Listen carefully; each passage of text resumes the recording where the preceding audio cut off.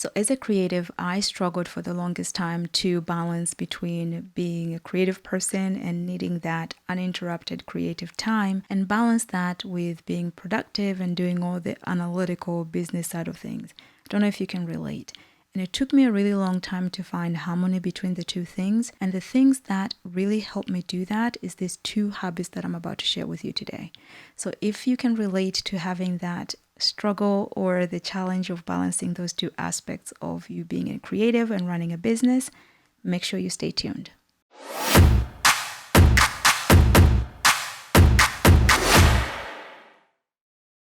Hi and welcome to my channel. If you are new here, welcome. If you're a returning person, welcome again.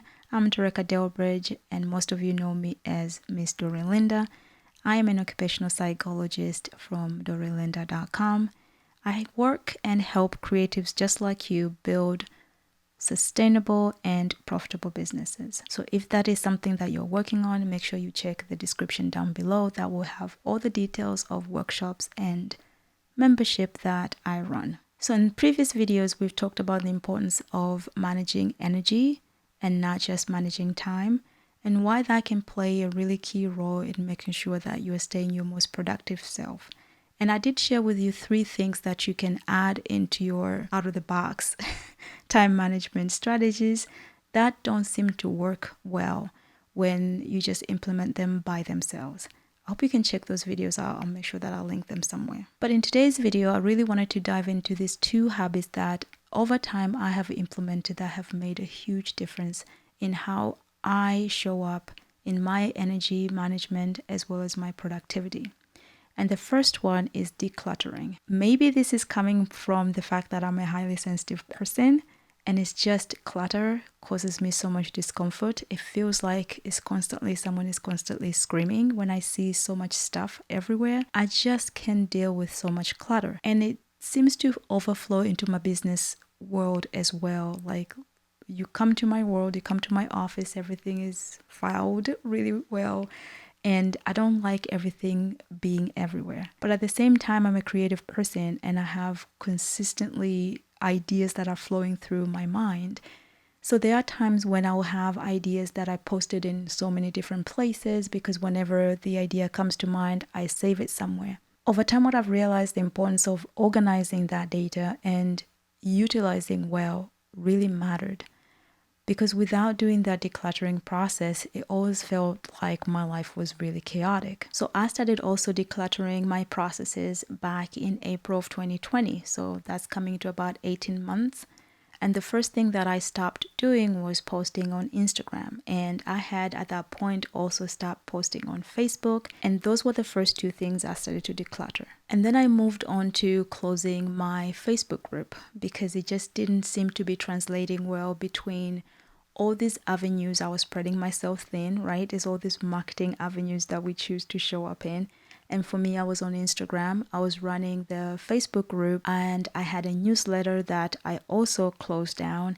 I had a free ebook that I also just recently retired that, August of 2021. And I know so many of you found so much value in that ebook. And it was actually a really sad and mixed feeling for me to close that chapter. But I knew it had come a time that needed to close, that needed to be stripped down, that fat needed to be trimmed down a little bit. But I know more than 1,000 of you downloaded that ebook. And I hope you had such a wonderful experience from that. And if you have and you know what I'm talking about, make sure you share with me down below. And you will notice that I have not been doing live streams of late. And that is another thing that I have decluttered out of my processes, out of my to-do list. So now all I have left is 1 workshop, which is my main front door of you coming to work with me, and 1 membership. In the workshop, I actually work to do just that, to help other creatives just like yourself declutter your to-do list, prioritize the projects that would otherwise be left on the side collecting digital dust because you don't have the time to finish them. That could actually be the things that create the most impact in bringing in the income, bringing in the cash flow that the business actually needs. And in the membership is the same focus, only that we are now focusing not just in 1 project, but we're focusing on the business as a whole, which is the Baobab experience. So I'm doing I'm simplifying the process of how I help and who I help and how I go about doing that. That has really narrowed down.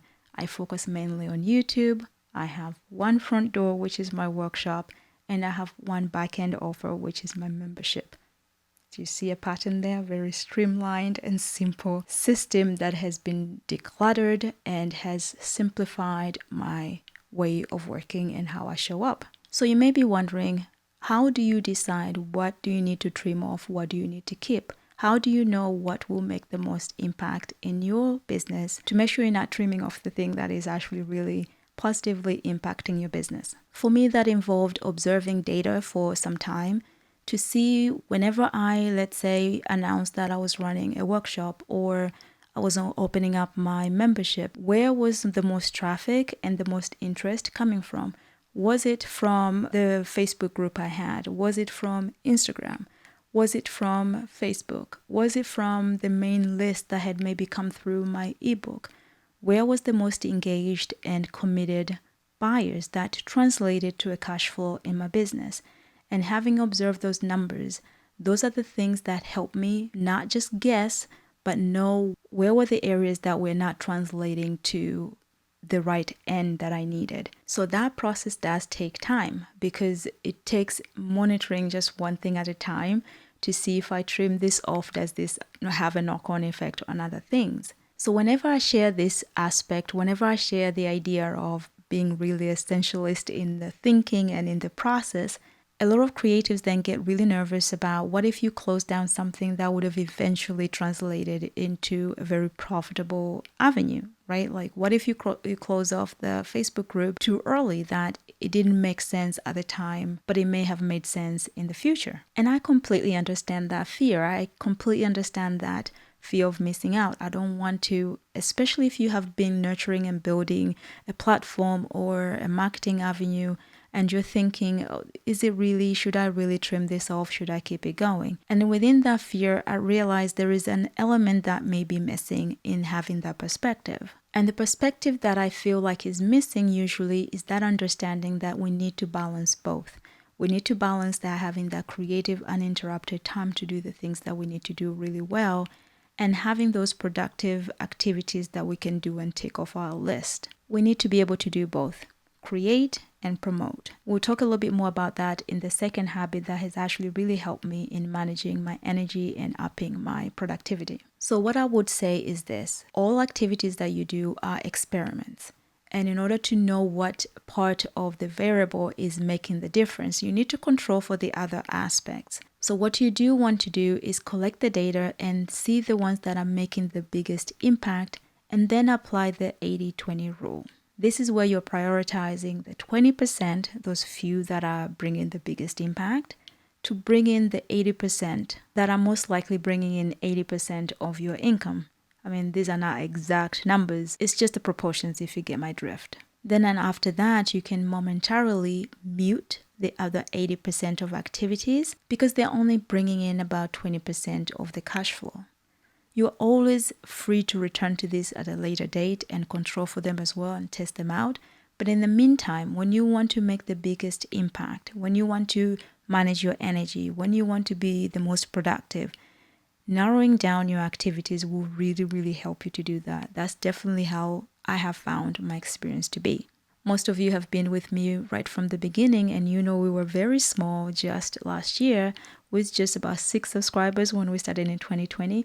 But because I focused mostly on reducing the number, we have grown to a really healthy number now, which I did not even anticipate would happen, but I'm grateful that it has. And that because I get to meet all of you new people, which I'm very grateful for. If you've enjoyed the content so far, make sure you give it a like. It makes a huge difference to the channel and it helps give the signal to YouTube to show to more people like you. So thank you, and I appreciate you clicking that like button. Now, the second habit that has significantly helped me with my energy management and that has helped with productivity is differentiating between creative and process or operational activities. By that, I mean separating and attending to creative activities separately from operational and logical, analytical activities. I don't know about you, maybe you will let me know in the comment section if you're able to just do the switch really quickly when you're doing the things that you just need to take off the list, and when you're brainstorming ideas and trying to birth a new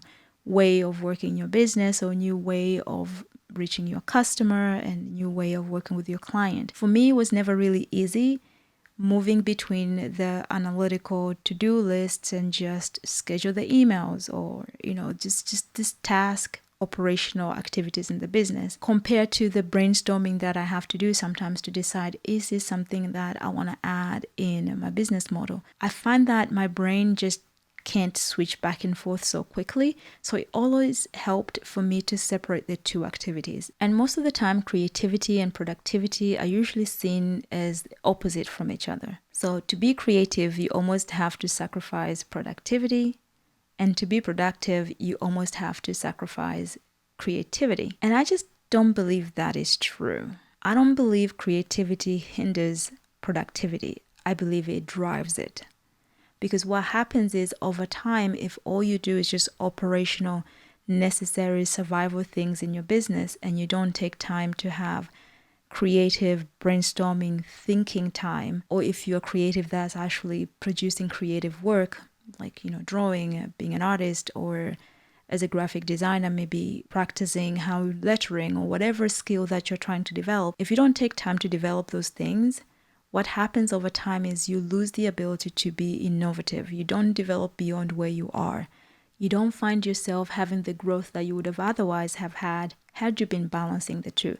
So finding harmony between creativity and productivity. By productivity, I just mean the analytical to-do list that you can measure at the end of it, like how many things did I structure today? How many things did I tick off the list today? The things that you tick off the list and feel very achieved. And it's very easy to fall into that side of things because they're measurable. You feel like I've done something today.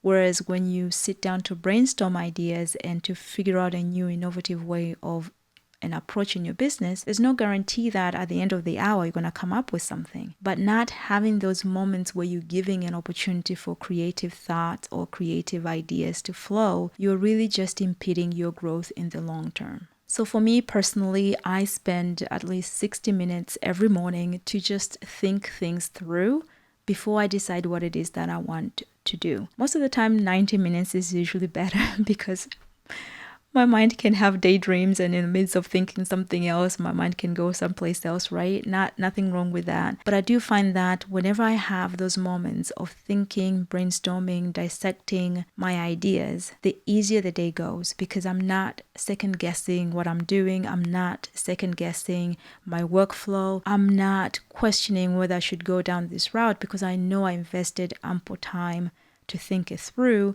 and then I can look for data points to support the trajectory or the ideas or the goals that I've set. So to simplify things for myself, I usually use the framework that I've developed that I call the Baobab framework. You may have heard me talk about that previously. And I also share that with my members in my group because it helps to understand how or what is the workflow of a particular project. Because then you can understand where are the activities that need to be creative activities within that framework or within that cycle of development, and where are the operational productive things that you can just tick off the list.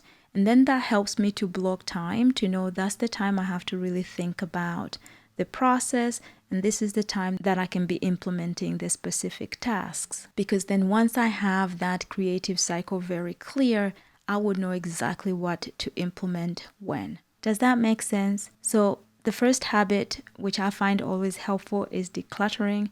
And the second habit is to be really mindful of separating the tasks so that I can manage my energy better, knowing when are the activities that need more of my creative side and when are the activities that are more productive and tick off the list type of activities. I hope you found this helpful. And if you did, make sure you give it a like and you share it in the communities that wherever you frequent. And if the topic today resonated with you, I do have the resources of a workshop and a membership in the description down below that can be a support to make sure that you can implement this in your business as well. And as we all say on this channel, focus on being than doing. And I'll see you in the next one.